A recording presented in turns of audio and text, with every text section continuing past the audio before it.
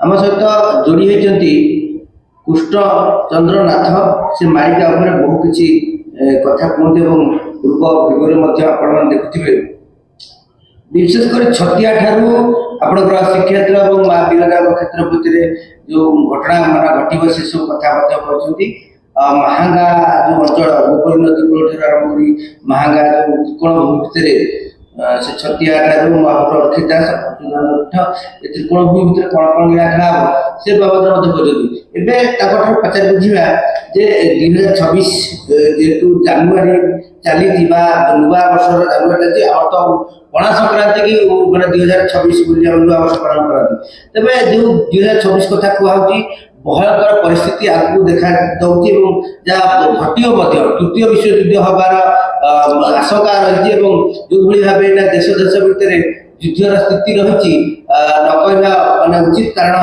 केत कौ मुहूर्त कौन हम कहबन ए बाबद नहीं कि कौन कह आज्ञा ये आपण मानक विनीत अनुरोध करुच्ची आपण ये अधमर कथा शुणवे माँ झंकड़वासिनी शरण नमस्ते अच्युतानंद नमस्ते जगन्नाथाय नमो समुदानंदं नमो समुदानंदं अनंतं नमो नमः बलराम नमो नमः परम ब्रह्म अच्युत पाद पद्म शरण ये संसार मंगल रहू इति महापुरुष मोर अभय नाकुल आवेदन ए संसार के भक्त मान तारिकी रखु से मोर विनीत अनुरोध आज्ञा कौन कहबी आज्ञा आम तो निमित्त मात्र से बालीटीए से आज्ञा सबुठारु सिंहासनवासी होती से जगन्नाथ परम ब्रह्म सी होती हिमालय तांकर चरणार बिंदे आम रही आम कि कहूँ मालिका तो आपण मैंने शुणुंट सब बेल विभिन्न प्रकार प्रार्थना चैनल आरंभ कर प्रत्येक ये मालिका आपण शुणुंट मालिका गोटे कालीमा एक्चुअल कलंक को निष्कलंक करने आसवे किए ना निजे निष्कलंक हरि जो हरि आसवे विभिन्न प्रकार रूप धरिक आसछन्ति साधु सन्त को उद्धार करी दुष्ट मान को विनाश करी पुणी पृथ्वी शांति दे जाइछन्ति से पुणी आसवे आसिया समय भी हो गलानी किंतु ये जो 2026 कथा बर्तमान भाईना आमर कहले ए 2026 मीन शनि जो खेली माने जो खेलवाटा थिला सी तो खेलिला एवं 25 26 27 ये 3 वर्ष भितर किछि तार ककर्थना आम भोगिबा कहीं ना जेहेतु मीन शनि खेल यहाँ तो ऑटोमेटिकली सेटा हम जो जहाँ को आम मैंने सह्य करवा बहु किंतु ता भीतर आमको दुख लगुच जो भक्त भाई माने बा जो दास माने प्रभु चरणारविंद धरचंती से दुख भितर किसी भागी हेबे कारण दुखटा भोगिले आमको कष्ट लगुच से प्रभु को आकुल आवेदन करुचु प्रभु घंट गोड़े से भाई मान रक्षा करंतु से रही तो सत्य तो आसब ना से न रही धर्म पुणी संस्थापन हम केमी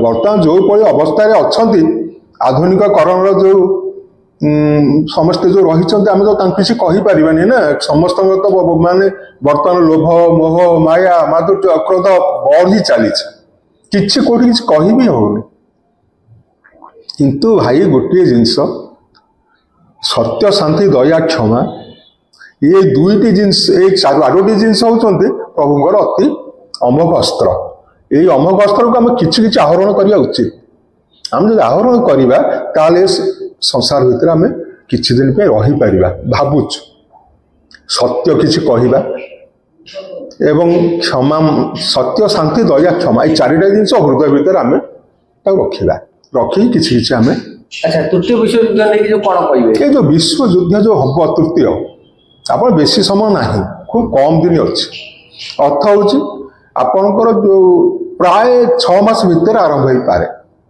आज्ञा ये हम तो भल खराब नुह कहीं युद्ध हेले तो किसी मरवे ना किसी सफा हे ना माँ को शांति आसो 3टी माँ आज्ञा श्रेष्ठ गोटे है जन्मदात्री माँ गोटे है पृथ्वी माता तृतीय है आपणकर गौमाता ये 4 माता होती सबुठारु श्रेष्ठ ये 4 माता ଶାନ୍ତି ପାଇବେ କେମିତି ନା କିଛି ଶୃଙ୍ଖଳା କିଛି ପୁଣ୍ୟ ବା କିଛି ସତ୍ୟ ପଥରେ ଥିଲେ ସିଏ ଶାନ୍ତି ପାଇବେ।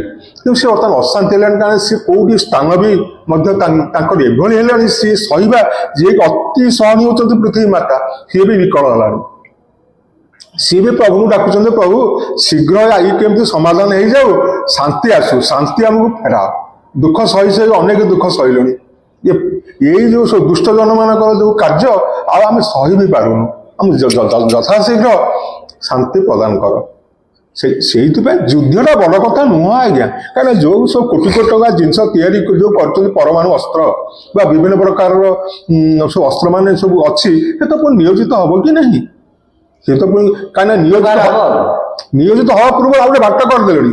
କାହିଁକିନା ଜଲ୍ଦି କାହିଁ ହଉଛି ନା, ଯେତେବେଳେ ପୃଥିବୀ ପ୍ରତି ଆକ୍ସନ ହବ, ଯୋଉଟା କି ଆପଣଙ୍କ ସାଟେଲାଇଟ ଠୁ ଆରମ୍ଭ କରି ଟିଭି କ୍ୟାମେରା ମୋବାଇଲ ଏସବୁ ବନ୍ଦ ହେଇଯିବାର ଚାନ୍ସ ଅଛି। ସେଇ ଦୃଷ୍ଟିରୁ ପ୍ରଭୁ ଆଗତୁରା ଆରମ୍ଭ କଲେଣି। ଏଇ ଖେଳଟି ଆରମ୍ଭ କଲେ ଆପଣ ବୈଜ୍ଞାନିକ ଯନ୍ତ୍ର ଅଚଳ ହବା କଥା ଗୋସାଇଁ ଲେଖିଛନ୍ତି। ବୈଜ୍ଞାନିକ ଯନ୍ତ୍ର ମାନ ଅଚଳ ହୋଇବ, ଶୂନ୍ୟରେ ସୁଦର୍ଶନ ଯେ ଘୁରୁଣଟି ଥିବ। ସୁଦର୍ଶନ ମାନେ କଣ? ସୁଦର୍ଶନକୁ ଚକ୍ରକୁ ଆମେ କହୁଛେ, ସିଏ ସୁଦର୍ଶନ କାଳଚକ୍ର ରୂପରେ ଘୁରିବ। ସିଏ ସୁଦର୍ଶନ କାଳଚକ୍ର ରୂପରେ ଘୁରିବ।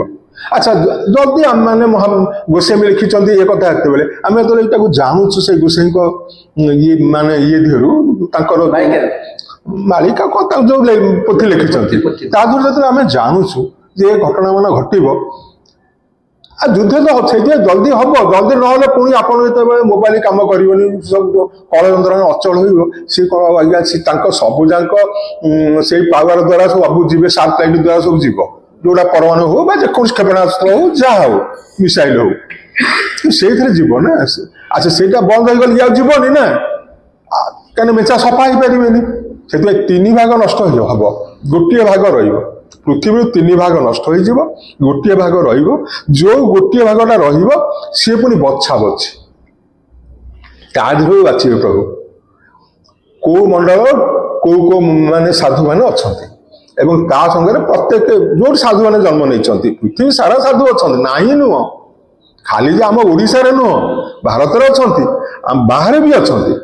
ସମସ୍ତ ଏକତ୍ର କରିବେ ପ୍ରଭୁ, କରିକି ତାଙ୍କୁ ସବୁ ବଛା ବଛି ହବ। ତାହେଲେ ତୃତୀୟ ବିଶ୍ୱଯୁଦ୍ଧଟା ହବ କେବେ ଆରମ୍ଭ ହେଇଯାଉଛି? 6 ମାସ ଭିତରେ ନିଶ୍ଚିନ୍ତ।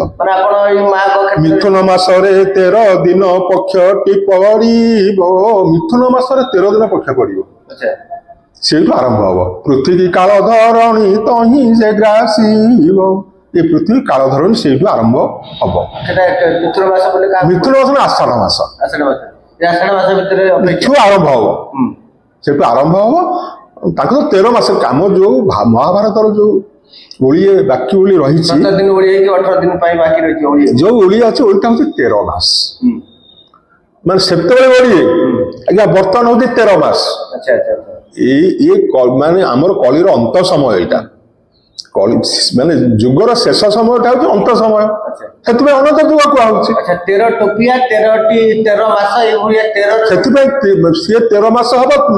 13 ଟୋପିଆ ମିଶ୍ରଣ କରୁଥିବେ କଳି, 12 ହାତ ଖଣ୍ଡାରେ ଯେ କାଳି ଖାଉଥିବେ ବଳି, ସୁବ୍ୟନର ହେ ସୁବ୍ୟନର ହେ, ସେ ବେଳକୁ ଠିକଣାଟି କର ହେ, ନେବ ନୀଳାଞ୍ଚଳ ନାଥକୁ ଘୋଟିବ, ନେବ ନୀଳାଞ୍ଚଳ ନାଥକୁ ଘୋଟିବ, କହିଦିନ ହାରି ଦାସ ଦୋଷ ବନଥିବ, ସୁବ୍ୟନର ହେ ସୁବ୍ୟନର ହେ, ଉତ୍ତରୁ ବହୁଥିବ ସେ ମଣ୍ଡା ପୋଡାର ହେ।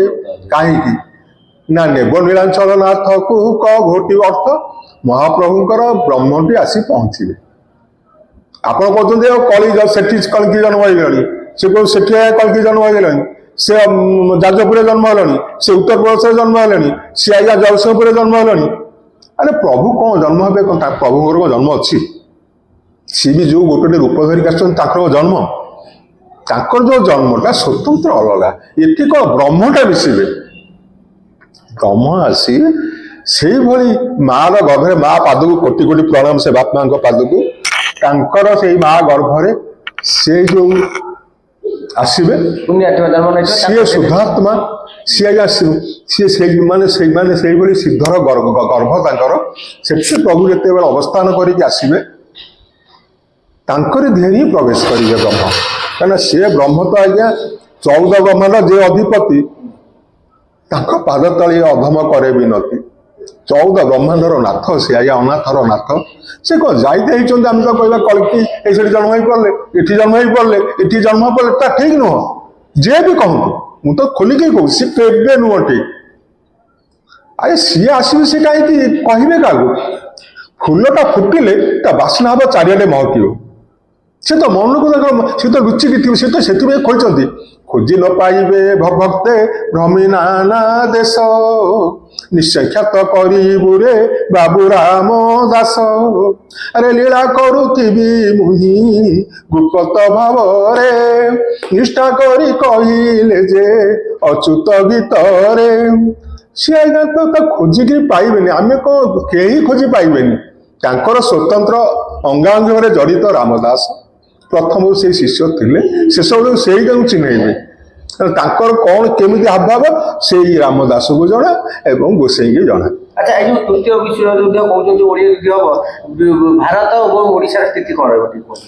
ଯୋଉ ଆମର ତ 13 ମାସ ଯୋଉ ରହିବ ଯୁଦ୍ଧ ଭିତରେ ତ ଓଡିଶାକୁ ତ ସଙ୍କଟ ପଡିବ ସବୁଠି ସଙ୍କଟ ପଡିବ। କାରଣ ଆଜ୍ଞା ଏଇ ଯୋଉ ବମ୍ ଫମ୍ ଗୁଡାକ ସବୁ ଯେତେବେଳେ ସେ ସବୁ ତୋପ କମାଣ ଚାଲିବ ଅଟୋମେଟିକାଲି ହବ ନା ଏତେ ତାକୁ ରୋକି ହବନି। କିନ୍ତୁ ଗୋଟେ ଜିନିଷ ହଉଛି ଆଜ୍ଞା ଓଡିଶାର ଯୋଉ ପ୍ରମାଦ ସେ ପ୍ରମାଦ ବୋଲି ଏ ଅଧମ ଭାବୁନି କାହିଁକି ନା ଯାହାର ମାଲିକ ଶ୍ରୀ ଜଗନ୍ନାଥ ମହାପ୍ରଭୁ ଅଛନ୍ତି ତାଙ୍କ ପାଦ ତଳେ କୋଟି କୋଟି ଆମର ଏଇ ଓଡିଶାର ଅଛନ୍ତି ଯୋଉମାନେ ଧର୍ମାତ୍ମା ସେମାନେ ତାଙ୍କ ପାଦ ତଳେ ସବୁବେଳେ ପାଇଁ ସେ ଲକ୍ଷ୍ୟ ରଖିଛନ୍ତି ତାଙ୍କର କିଛି ହବ ନାହିଁ। ନା ଗୋଟେ କଥା ହଉଛି ଯେତେବେଳେ ଘଟଣା ମାନେ ଘଟିବ କିଛିଟା ତାଙ୍କ ଉପରେ ପ୍ରମାଦ ପଡିବ ସେ ପ୍ରମାଦ ତାଙ୍କୁ ପ୍ରମାଦ ପଡିଲା ଭଳିଆ ଲାଗିବନି କାହିଁକି ନା ସେ ତ ଏଭଳି ଶୂନ୍ୟବାସୀ ଜଗନ୍ନାଥ ମହାପ୍ରଭୁଙ୍କୁ ଧରିଛନ୍ତି ନା ତାଙ୍କୁ କାହିଁ ଲାଗିବ। ଯିଏ ଏମିତିଆ ଠାକୁରଙ୍କୁ ସେ ଯେତେବେଳେ ବହୁତ କ୍ଷତି ହବ ବହୁତ କ୍ଷତି ହବ ମାନେ ଭାରତ ନୁହଁ ଭାରତ ମୁଁ ଆଜ୍ଞା କହୁନି ଟୋଟାଲ ୱାର୍ଲଡ ଟୋଟାଲି ଏ ପୃଥିବୀ ବିଷୟରେ କ୍ଷତି ନିଶ୍ଚିତ କାହିଁକିନା 3 ଭାଗ ନଷ୍ଟ ହେଇଯିବେ ନା ଭାଗ୍ୟ ରହିବେ ଯୋଉ ଭାଗକ ପରୀକ୍ଷା ଦେଇକା ଚାଲିବେ। ମାନେ ଆପଣ କହିବା କଥା ମୋଟାମୋଟି ମିଥୁନ ମାସ ଆଷାଢ ମାସରେ ତୃତୀୟ ବିଶ୍ୱ ଆରମ୍ଭ ହବ ମାନେ ସେଇଦିନଠୁ ଯୁଦ୍ଧର ଘଟଣା ଘଟଣା ଆରମ୍ଭ ହବ। ବର୍ତ୍ତମାନ ସେ ସଜାସଜି ହଉଛନ୍ତି ସେଗୁଡା କିଛି ନୁହଁ ଏଇଟା ସଜାସଜି କରୁଛନ୍ତି ତାଙ୍କର ଆରମ୍ଭ ହବ କେଉଁଠୁ ନା ଆଷାଢ ମାସ ଚାଲିଗଲା ପରେ ଯୋଉଟା ମିଥୁନ ମାସ ପରେ ସେ ଆରମ୍ଭ ହବ ଯୋଉ ଆରମ୍ଭ ହବ ଏଇ ତୋପ କମାଣ ଗଠିବ ଯୋଉଟା କି ଦେଶ ଭିତରେ ଚାଲିବ। ତାହେଲେ ଏଭଳି ନହେଲେ ଶାନ୍ତି ଆସିବନି ପୃଥିବୀକି। ଆଜ୍ଞା ମାଳିକା କଥା ମୁଁ କିଛି କହୁନାହିଁ କାହିଁକି ନା ମୁଁ ଏଇ ସଂଖ୍ୟା ହବ ଏଗୁଡ଼ା ମୁଁ କିଛି କହୁନାହିଁ କାହିଁକି ନା ମହାପୁରୁଷ ଯାହା ଲେଖିଛନ୍ତି ସତର୍କ ପାଇଁ। ତାହେଲେ ନନା ଯୋଉ ଭଳି କଥା କହୁଥିଲେ ନାଥ ନନା ଆଜ୍ଞା ଆପଣ ତାହେଲେ 2026 ର ଭୟଙ୍କର ପରିସ୍ଥିତି ତୃତୀୟ ବିଶ୍ୱ ସେଇ ସୃଷ୍ଟି ସାରା ବିଶ୍ୱକୁ କ୍ଷତି କରିବ ଏବଂ ଯୋଉଟା କହୁଥିଲେ ଆପଣ ତିନି ତୃତୀୟାଂଶ ଲୋକ ମୃତାହତ ହେବେ 1/3 ଲୋକ ହିଁ ରହିବେ ତା ଭିତରୁ ମଧ୍ୟ ବଛାବଛି ହେବେ। ନାଇଁ ଆପଣ 3 ଭାଗ ନଷ୍ଟ ହେଇଯିବେ 3 ଭାଗ ଭାଗ୍ୟ ରହିବେ ସେ ଭାଗକେ ପୁଣି ଆଜ୍ଞା ବଛାବଛି ହେବେ ପରୀକ୍ଷା ସବୁ ଗୋଟେ ଜାଗାରେ ଦବାକୁ ପଡିବ ତାଙ୍କୁ। ଆପଣ ଗୋଟେ ଜାଗାରେ ଦବ ମାନେ କଣ ଆପଣ ରତ୍ନଯୋଡି ଠାରେ ଆଜ୍ଞା ରତ୍ନପଟ ଠାରେ ସେଠି ମଧ୍ୟ ପରୀକ୍ଷା ଅଛି